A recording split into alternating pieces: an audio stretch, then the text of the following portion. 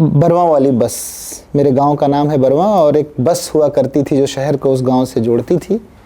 तो मेरी कविता है कि मेरे गांव को शहर से जोड़ती हुई सिर्फ एक नीले रंग की बस हुआ करती थी। कभी श्रृंगार, कभी वियोग, कभी वीर और करुण, वो जीवन के सारे रस हुआ करती थी।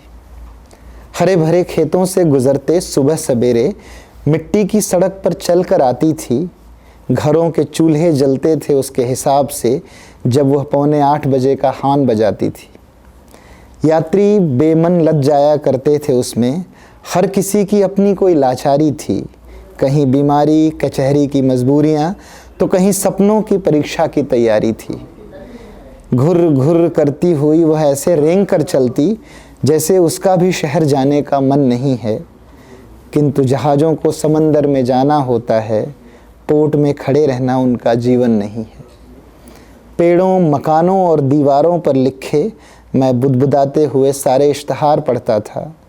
हर चीज़ आँखों को अचंभित करती, बिल्कुल पराया सा संसार लगता था।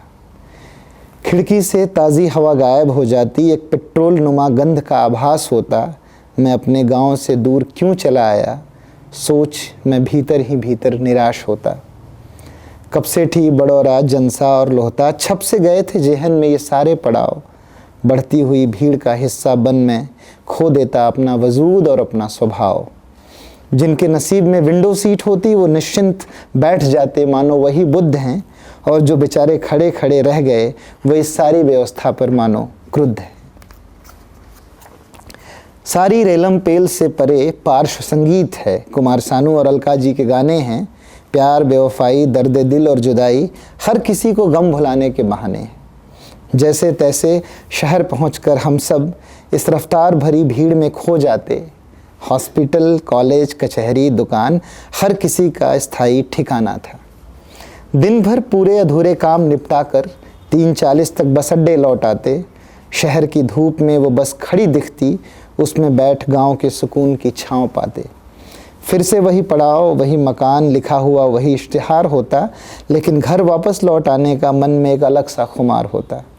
वो नीली सी 7:45 बजे की बस जिस पर टाइगर ट्रेवल्स लिखा था, गांव शहर के बीच का पुल थी वो, जहां जीवन का फलसफा सीखा था।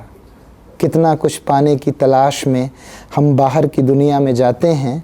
सुकून सिर्फ तभी मिलता है जब शाम होते उद्गम को लौट आते।